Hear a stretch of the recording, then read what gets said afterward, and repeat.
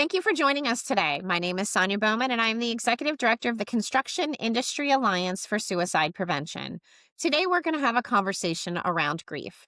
Originally, we decided that this was going to be a webinar, but chose because of the sensitive nature to take it offline and do a recorded session instead.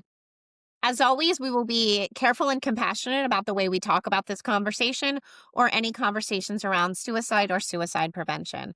I am very excited to have my panelists join me today. I have Jennifer Landon and Maryann Udel, who will be talking to us about their experiences and their expertise in this subject. Ladies, if you could introduce yourself. Jennifer, why don't you start for us, please? Wonderful. Thank you. So I think I got into the grief space a little bit differently than most people. Most people get into it because they themselves have experienced some type of a significant loss.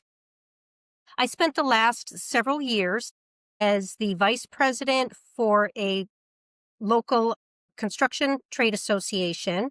I oversaw education, training, workforce development, total human health initiatives, and leadership. And the woman that I was co-facilitating the leadership program with, her son was killed when his Osprey helicopter crashed during a military training incident. She and I had a couple of conversations. I have permission to share these stories. The first conversation of many that really impacted me is when she said, "I can't find the support that I need." So I went on a mission. I know nothing about this. So I went on a mission and I started to send her podcasts and support groups and YouTubes and TEDx and articles, anything and everything that I could find. Part of what came into my feed as I was doing this research was a program on grief, a grief certification program. And I thought, well, what is this? So I went through that training program to become a certified grief educator and coach so that I could support my friend. And then the second conversation that we had that really kind of propelled me, into where I am now is when she said, "I can't go back to work." And I thought, that makes sense. You know, as an educator, I only knew of her son because she told stories about him. Mm-hmm. And I thought, okay, she can't go back to work. They were great. The company was gracious enough to grant her a year-long project so she didn't have to go back to work every day. Mm-hmm. But how does that work in construction? Yeah, absolutely. So that kind of put me onto a different path. So from there, I became a mental health first aid responder. I'm now a certified construction and general population suicide prevention trainer, and I'm a recovery friendly workplace advocate.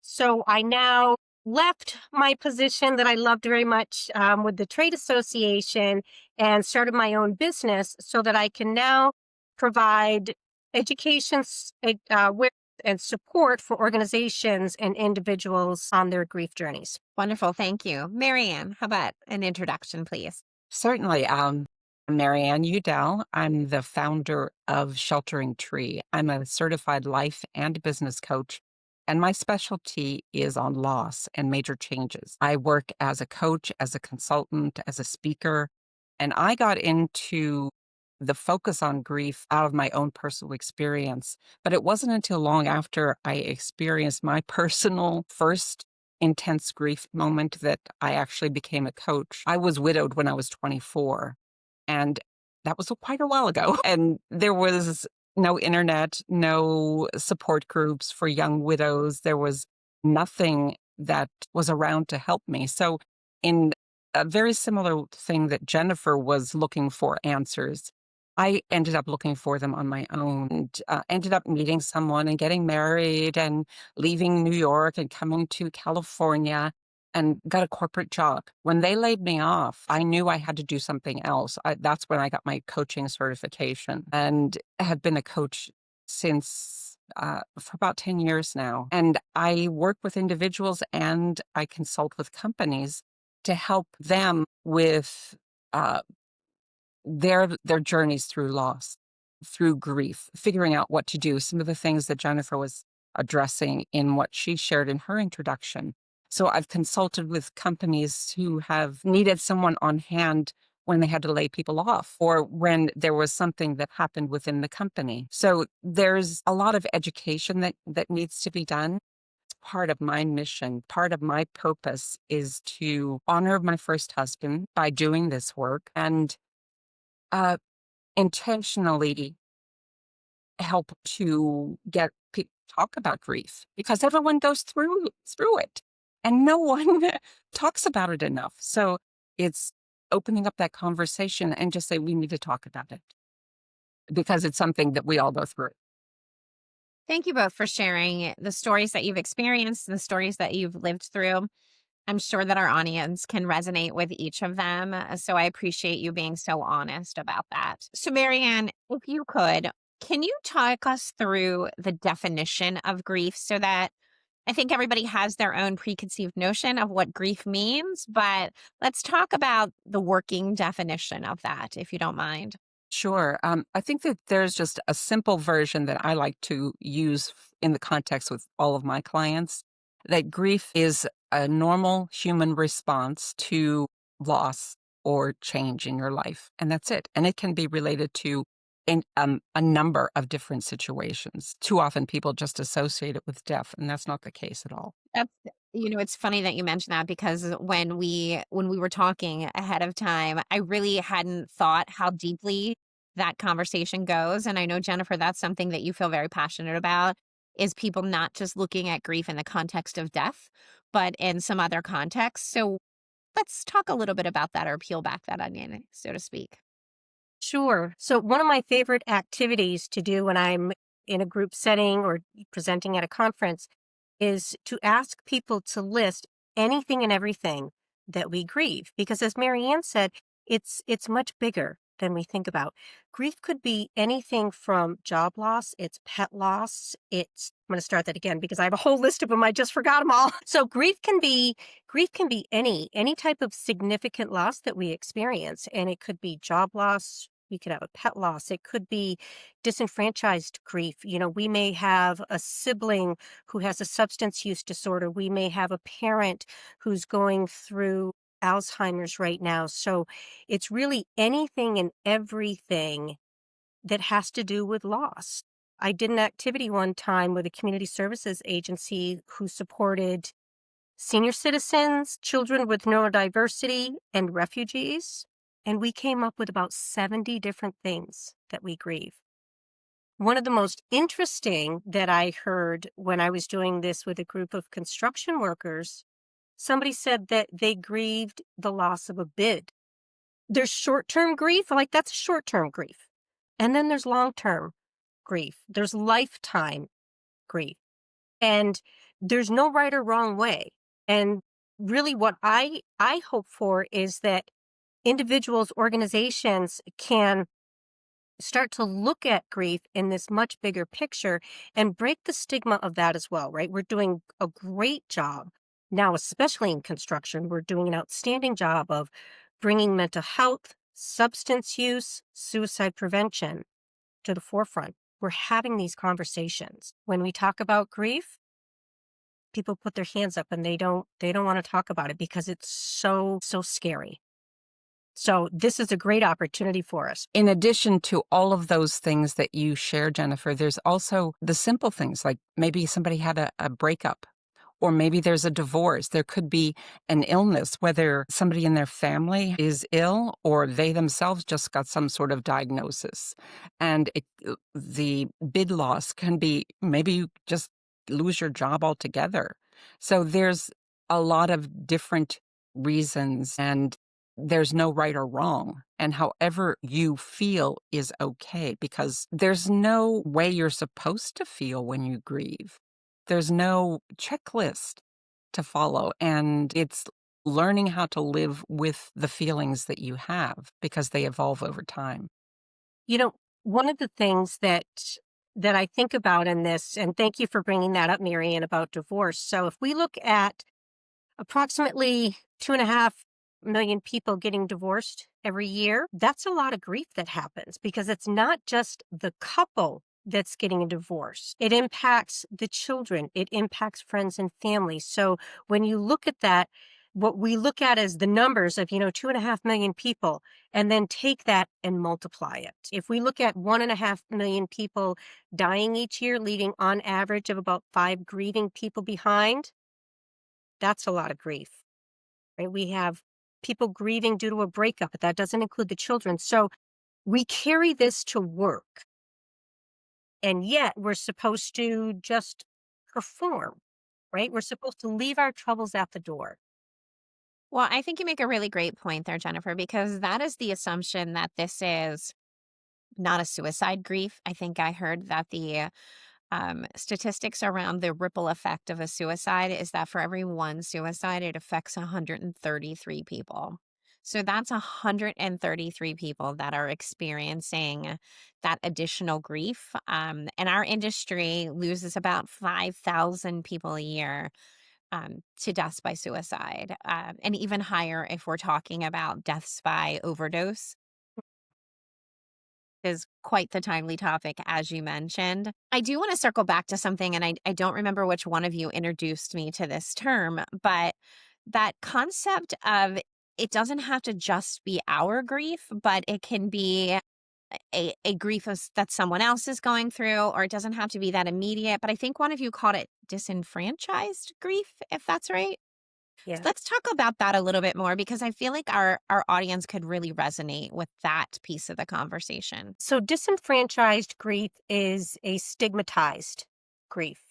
So I And think that could be, and again, it's the grief that we don't like to talk about. mm, Some disenfranchised grief may be, again, my mom has Alzheimer's. It could be my cousin has a substance use disorder.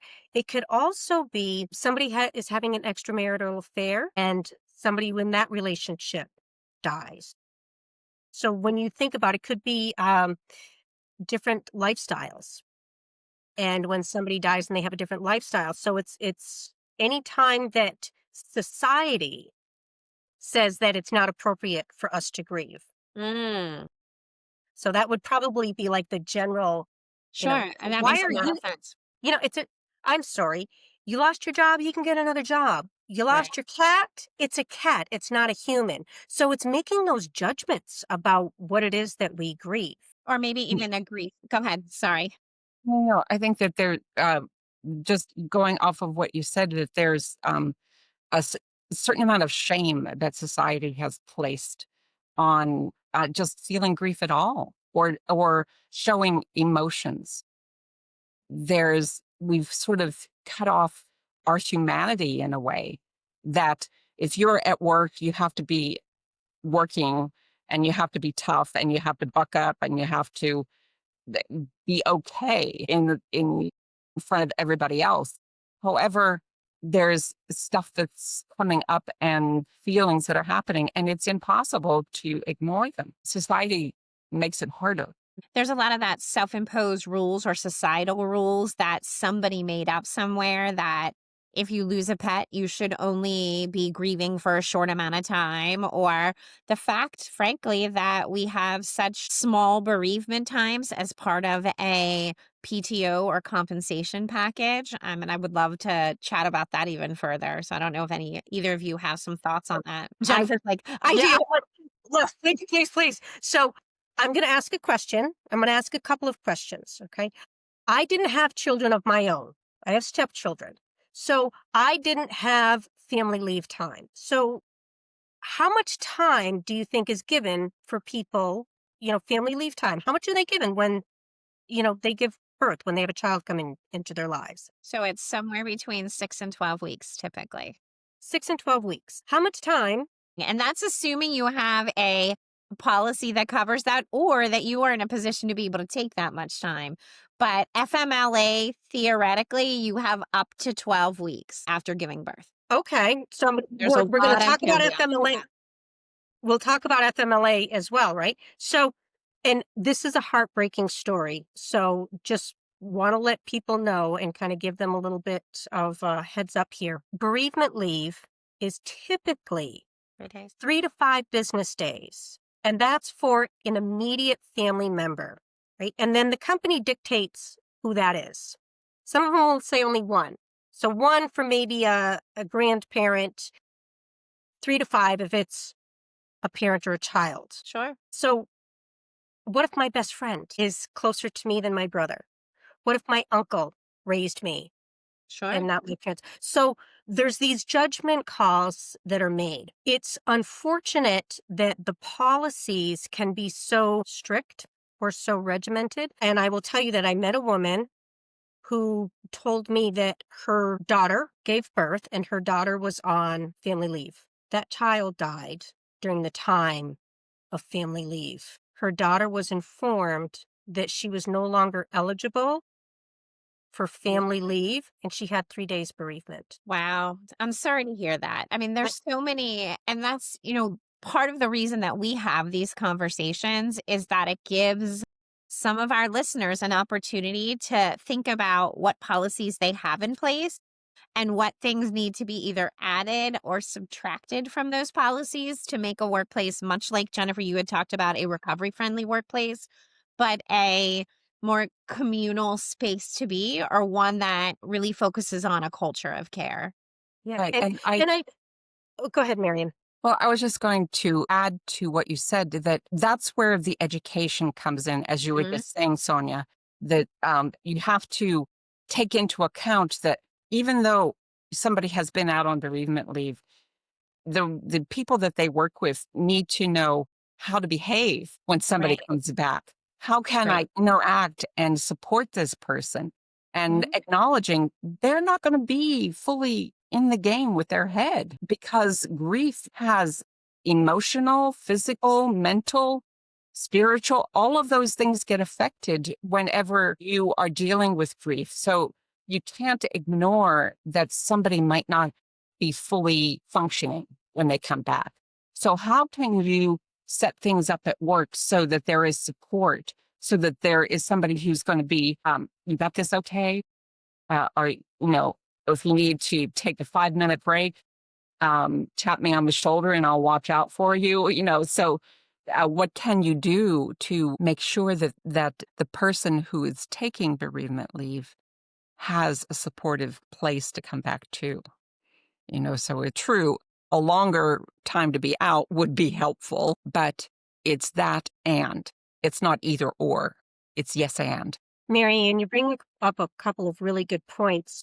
The term for that going back to work and being there physically, but not necessarily fully, right? And it's called presenteeism. We know about absenteeism, but this is presenteeism. I am here, I'm standing here, you can see me, but I've got brain fog, right? And there's like grief brain is a thing because just like with trauma, grief brain, and this is not just with loss of human life, right? But if you're going through a divorce, you get the grief brain, right? Those feel good chemicals, the dopamines and whatnot, they kind of get pushed aside when the cortisol and adrenaline kick in and they hijack the brain. And that impairs our ability to think clearly. It impairs our physical being, which you had mentioned also. We may start to see eating disruptions, sleeping disorders, increased substance use, anger, anxiety, depression, all of these symptoms that we oftentimes equate with a mental health condition. It displays the same. And unfortunately, when we go back to work, like you said, Maryann, people don't know how to be around us. When my mother passed recently, I got a card from one person at my office. My board of directors, one person out of my whole board sent a card. And I'm thinking, like, this is what I do for work. It was weird. It was really weird. And I've heard of people saying that they go back to work and nobody says anything. And I can give them grace because I understand. People don't say anything because they don't know what to say. They don't send a card. They'd rather do nothing than to do something wrong. Well, I think that's it. They're so afraid to reactivate those feelings in someone or make them feel badly or have them have a reaction that they say nothing. And what they don't recognize is that it's helpful and cathartic for someone who's grieving to hear their loved one's name, to be able to tell a story about them, to be able to share some of those emotions. People just don't have the tools to be able to have those conversations. I think acknowledging, somebody If a coworker is out on bereavement, them coming back and you are their friend, it helps to, as you just said, Sonya, acknowledge that has happened. Nothing that you say is going to make them feel any worse because the worst thing has already happened. That is an acknowledgement of, you can just say, really, I don't know what to say. I feel so bad for you, but I'm here if you want to talk. That is enough, because you can't make them feel better because they feel bad. It says, acknowledge, I understand you feel bad, and I'm really sorry you're going through this. Just an acknowledgement of the reality is the best thing to do when somebody comes back to work, because otherwise they feel invisible, and then they feel even worse, because then all of a sudden, what? I'm not here anymore? Like you just said, Jennifer, acknowledge what has happened, folks. Come on. I've seen in some of my coaching that folks have had to self-advocate, and that can be difficult because they don't know what they need. Right. So, and this is, one of those pieces of advice that, let me know what you need. I don't know what I need. Right. Um, I'm in New Hampshire and it's freezing cold and I might need somebody to come and shovel my driveway. I'm not even thinking about that right now. Right. I'm not going to think about that until I'm thinking, oh my gosh, I'm not used to shoveling my driveway. How am I going to get this done? Things like that can be, taken care of. So you may have to self advocate, and it could be for anything. It may be, you know what, today I want to talk about it, but tomorrow I'm not ready. And it changes moment by moment. So I think that in our world, Maryann, if we can do more awareness and education programs around grief, then we would have these workplaces and really just communities that are more compassionate and have a better understanding that people, their reactions are going to ebb and flow, and it can change day by day and moment by moment, and what it is that they need and how it is that they need to show up. One thing that I remember reading Sheryl Sandberg did after her husband died, when she went back to work, she went through that experience of feeling invisible. And she came up with a shortcut that everybody could say to her. She said, "How are you feeling today?" Because just saying, "How are you feeling?" or "How are you doing?" Well, I'm doing like crap. But if you add, "How are you today?" because your feelings change on a moment by moment basis. So you're acknowledging the reality that, well, and in response, the person who's going through the grieving can say, "Today's a little tough. Thanks for asking. I just need a moment." So it just Great opened up point. more of a conversation. Yeah, absolutely. So one of the things I want to continue to talk about, or to open up the conversation a little bit more on, is that in construction, there are times when we lose a coworker, or we are on a job site and there's a job site fatality, or we are working on a highway and there's potentially an accident, something like that. And then there is a group of people that are grieving together. What does that look like, from how we support that, how we talk about it? How do we, or even if there is a national tragedy or a very large situation that involves more than maybe just a family grieving about something, how do we talk about that collective grief and address that as well? So you named it. Thank you. It's collective grief. So in construction, just like first responders, anytime we hear of an incident, it could be in New Hampshire or it could be in Nevada.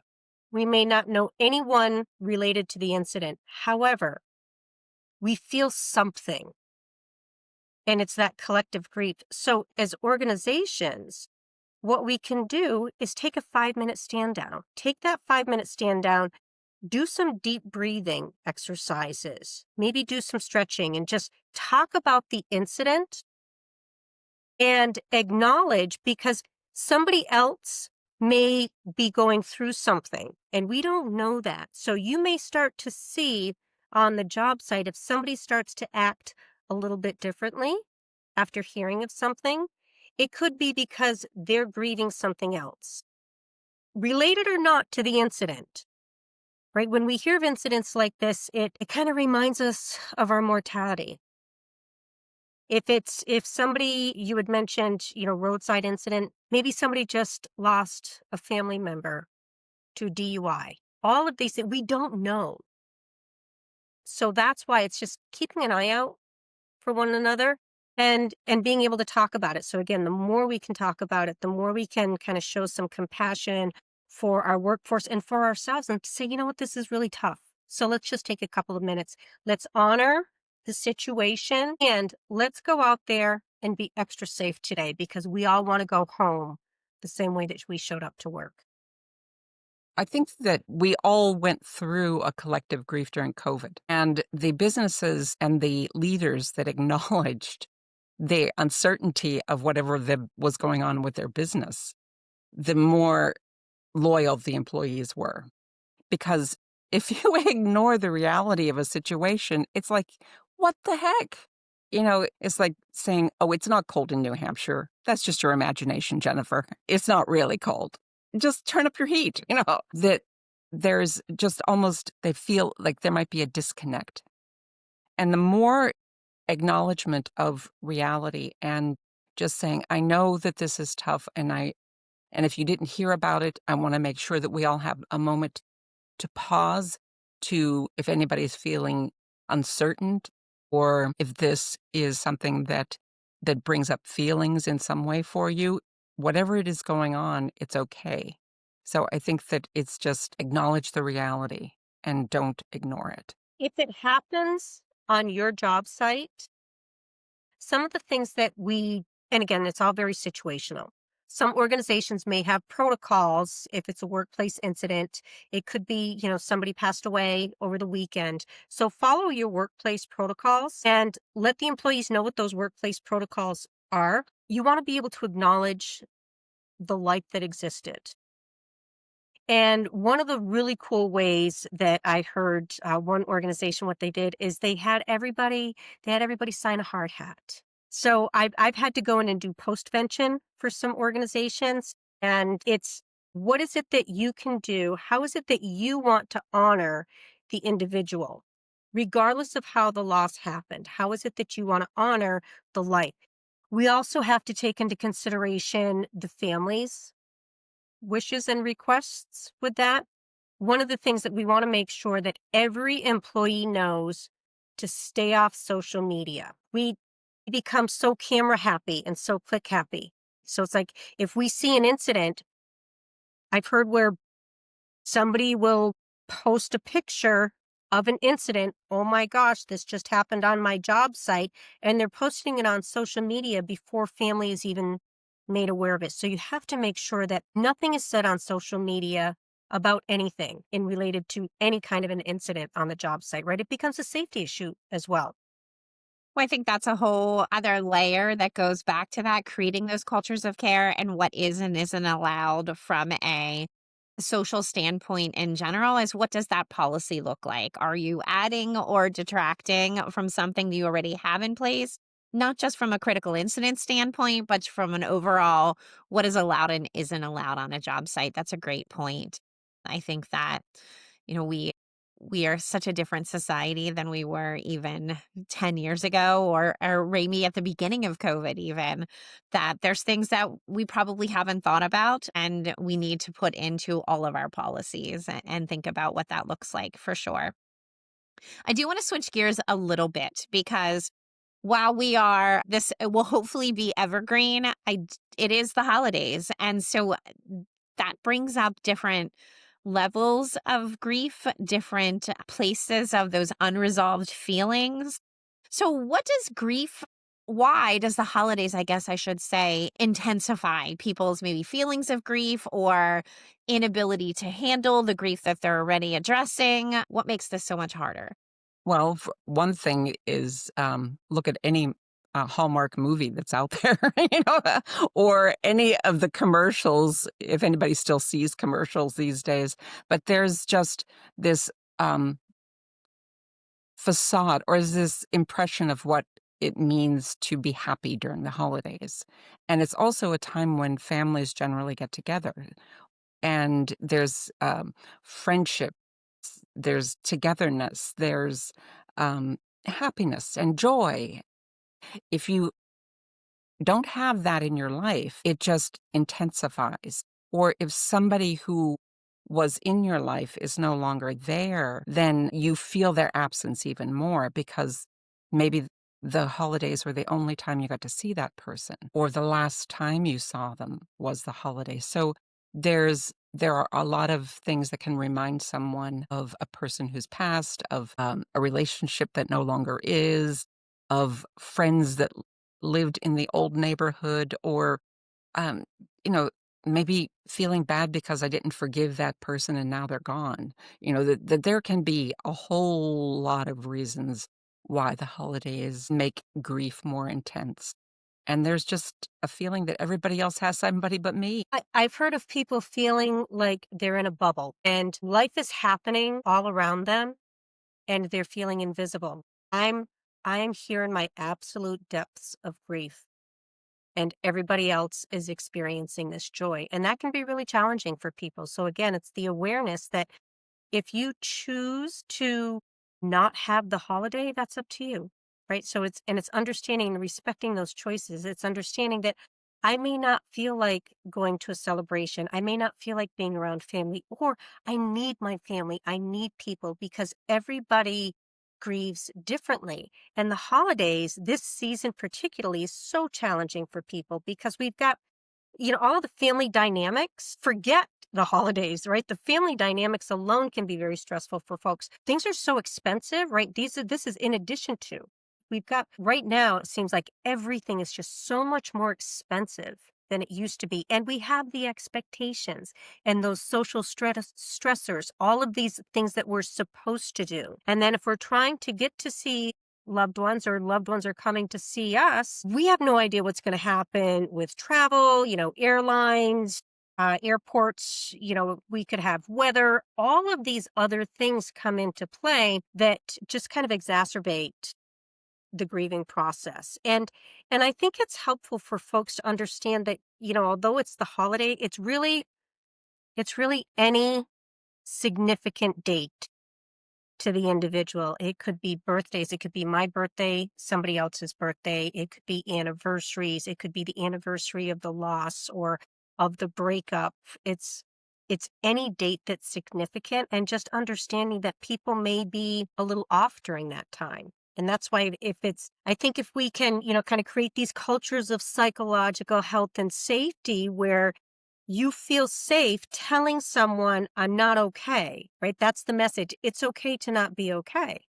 If I am comfortable enough to be able to say, I wanted to let you know that the anniversary of whatever is coming up or the holidays are coming up, it's going to be really stressful for me. So if I'm off a little bit, that's why. This is what I need to take care of myself. I'm just going to hide in my office, or I'm going to just work with my headphones because I don't want to have to hear everybody else talking about all of the joy. So that brings up another question that I have, because I know, having experienced grief myself, that there is often that internal tug of war that happens when you are at the holidays and you're supposed to be grieving something, but you also want to feel joy or want to celebrate, and then there's the guilt that goes with, well, shouldn't I still be feeling bad about this? And what are some tangible strategies for someone who is feeling that tug of war emotionally? First of all, I think it's acknowledging that it's not just one feeling all the time, that you can have more than one feeling, that if you go to a wake, you can have people sobbing in one corner, and another corner, people are laughing hysterical because someone told a story. Or the person was sobbing and then laughing at the same time. I mean, that happens too. I've done it. It does indeed, right? So I think that it's just getting over um, the there's an evolution to your emotions, and it's never either or. It's yes and, as I said before with situations, that it's you feel what you feel and it's okay to, and you're not supposed to stay stuck in a grieving place forever. You are a human being and you have waves that come up, and the waves go out, the storm comes back, and So it's okay, and you don't have to feel guilty. I felt guilty before my second marriage. I thought I was betraying my husband, who was dead. So it's impossible. So it's just you're allowed to be a human being. Thanks for that insight, for sure. I want to talk a little bit about who we feel like we're allowed to have grief for as well. I think that especially from a workplace standpoint, if you have lost a coworker, there is sometimes that feeling that you don't deserve to grieve that person because they were just a coworker, or you should be over it or past it or need to move on, and that it's not okay to have those feelings about someone that you are not related to. I think that goes back to the disenfranchised grief, right? It's stigmatized in a way. Why are you so upset about this person? And oftentimes this goes back to the family unit. So coworkers may have an understanding of it. It goes back to the family unit and to the friends. I don't know why you're so depressed. You never even mentioned this person before. Why is it impacting you? And again, that's where if we can get rid of the judgment and just acknowledge that it is impacting me. Every day, I now have to go onto the job site where I used to work beside this person, and that person's no longer there. And it's trying to understand that. It's having that compassion. It really shouldn't matter the who or what the relationship is. If you're grieving, then understand that. Also, on the flip side of that, understand that I may not feel anything, right? And there's a weirdness to that. It's like my coworker has passed and I don't feel anything. And that's okay too, because your relationship with that person was different. I've heard of coworkers feeling guilty. You had mentioned this, Sonya, that we just had an argument and now the person's gone. So now I'm feeling really guilty because they left this way. All of these things, all of these kind of normal human nature things start to surface. And it's important to acknowledge those feelings and understand them and know that all of those feelings, they're normal, they're natural. There's nothing wrong with them. One of the ways that you can work through them is to really just acknowledge what those feelings are and sit with it and know that you can't do anything about it at this time. You can't go back and fix it. Right? So you can acknowledge it and just learn from it and move through that. Sometimes coworkers are family. You might spend more time at work than you do at home. So there is that's I've heard people refer to their work wife or their work husband or their work sister, that there's something about having a more connected relationship with people that you work with. I think acknowledging that that does exist and that you're allowed to feel the loss of someone. So just continuing what you had shared, Jennifer. Thank you. So the deeper conversation, obviously we are the Construction Industry Alliance for Suicide Prevention, which means we talk a lot about suicide loss and all of the components that go into that.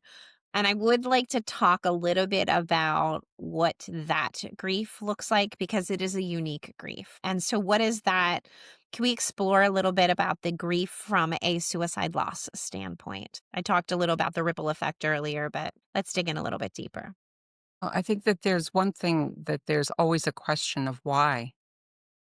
There's no way to know. And there's feelings of guilt. There's feelings I should have been able to do something. I should have seen it. I should have done more. I know they tried to talk to me and I ignored them. There's a lot of different things that the people who are surviving are left feeling guilty in some way. And that's the first thought that comes to me. I don't know, Jennifer, you have more firsthand experience. So yes, and right. It's all of those things.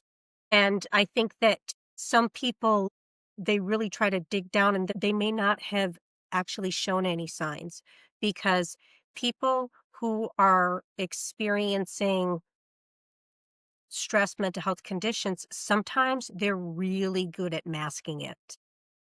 So there's this I never saw anything. So in addition to the guilt, which is probably, I would just venture to guess, one of the greatest responses to that, is also anger.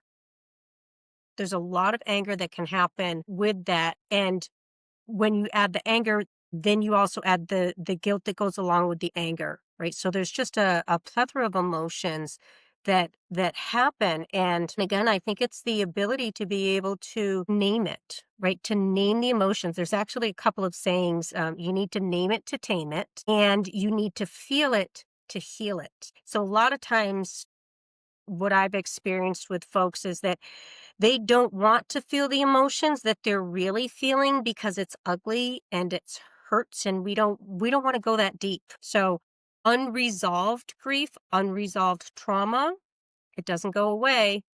It manifests. And Maryann, I think that when we were talking previously, you had a great analogy for that about how unresolved grief manifests a different way. Well, it can be like a volcano. You have the volcano burbling, and every now and then it'll shoot out a little bit of stone or some steam. You have to release the steam to avoid the eruption. Or if you've ever cooked with a pressure cooker, if you don't let the steam off, if you take the lid off, you have an explosion. Or when you hear about someone going postal, it's because they've never dealt with those feelings that were underneath. And whatever that last event was the straw that set them over the edge. And then the more feelings you have, they get layered on top of each other like a parfait. So you just have to be able to release at some point.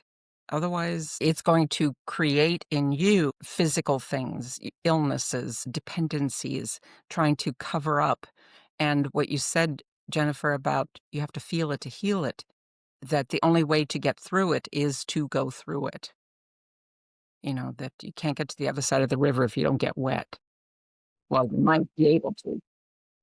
Those are some great analogies. So let's talk strategy now. What can someone do to help them feel it, to heal it, get to the other side of the river, whatever thing you're using as a coping mechanism, but what do we do to really work through this? What are some of the things that you can do to start that process for yourself to start the healing journey? Okay. Acknowledge that you need help, that it's not a solo journey, that you're not meant to try to go through it alone. It's okay to ask for help, and it's okay to feel.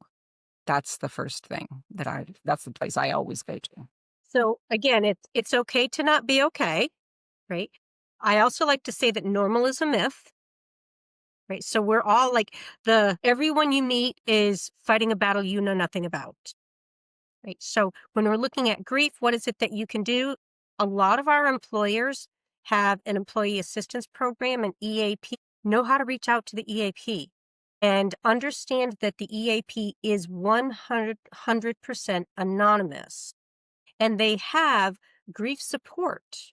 And I believe that it's usually up to 5 free counseling sessions. And that may be just enough to get you through. And then you can start looking. If you need additional support, depending on your circumstance, you can get additional support. There are a ton of different grief support groups that are out there. And again, depending on the loss, there's actually specific types of grief support groups. So, my friend, she belongs to support groups for the military, for military families. There are support groups specific to workplace fatalities. There's support groups specific to child loss, to spousal loss. So, if you can find those support groups, and this is where I think that, people like Maryann and I certainly don't have all of the answers, but if somebody reaches out to me and they're looking to get with their people, I will do everything that I can to help them find those people, the compassionate friends, whoever the organization is. And I forgot where else I was going with that. So, a couple of support groups that I think are important to talk about is that while NAMI stands for the National Alliance for Mental Illness, they have tons of support options. They've got localized groups, they have online national groups, but they're a great place to start. So, it's NAMI.org. The other place that you can go to if you're experiencing a suicide loss is that the American Foundation for Suicide Prevention has a support arm called Healing Conversations, where you will be matched up with another loss survivor who has had a similar loss. So if it's a sibling loss, you'll be matched up with someone who's had a sibling loss, a child loss, parent, etc. And they do their best to have those conversations where you get to understand that you're not alone and that there's a part of a community there. The other thing to remember is that 988 is not just a mental health crisis line, that it's a support line as well. And you can reach out to that when you are experiencing any kind of need for some additional support as well. So you can call 988, you can chat or you can text, and you can always text with 741-741 as well. Ladies, thank you so much for your time today, for your expertise on this topic. I know that it will help someone who's listened, and I appreciate you so much sharing your stories with us. Thank Any you. final thoughts? I had a couple of thoughts on some self-care tips, if I can share those. Absolutely, yes. So, first of all, understanding that there's no right or wrong way to grieve. Mhm. There's no timeline for grief. Maintaining your physical and mental health is really important, and that can be a challenge. And one of the ways that you can do that is to breathe. Look into mindful breathing techniques. We're starting to see more and more companies, construction companies, kind of building this into their practice. So maybe during their stretch and flex programs, they're actually incorporating mindful breathing into that. I always advise that when folks are on the road, right, a lot of our folks in this industry spend a lot of windshield time. That's a great time to do some mindful breathing. Trying to stay active, exercise, the normal kind of self care tips, avoiding overindulging of any kind. And then just getting out there, volunteering is a great way to feel good. I think they call it the helping high. So you can volunteer and just help somebody else who's struggling, and that kind of releases some of those good feelings. During the holiday seasons, I advise folks to maybe wear earbuds in public if the music, the holiday songs can be stressful for some people. Maybe you're going to do all of your shopping online because you can't deal with the people in the crowds right now. You can, we talked about, feel it to heal it, etc. Make space for those emotions. I love this one. We always hear, spend time in nature, right? That's one of those that I'm sorry. I'm in New Hampshire, and I know that people in Minnesota and Wisconsin, your weather's way worse. But when it's 0 degrees and snowing and freezing outside, I'm not going to go outside. I'm going to turn on the Bob Ross channel, right? And I'm going to watch Bob Ross paint my nature scenes for me, right? So whatever it is that you can do to kind of find those self-care tips to, just to help yourself and to help support others, right? If you need to just read, do puzzles, anything that you can find like a moment of joy, a moment of peace. Meditation is actually becoming a little bit more popular in this industry. I work with one company that's got a whole mental health team, and I'll tell you, it is the coolest thing when you see 150 field people in their high vis green sitting there with their eyes closed, doing mindful breathing and meditating for a minute. It is so impactful. And it's not woo-woo. It's about being human and knowing how to take care of one another. Those are some great tips. Thanks, Jennifer. Maryann, final thoughts. Well, Jennifer said it all. I mean, what can I think that it's acknowledging that you're human, that grief is a human thing that happens to every single person. You can't avoid it. So let's just talk about it and help each other. Absolutely. Thanks so much. And thanks for being with us today. Take care, everyone. Thank you. Thank you.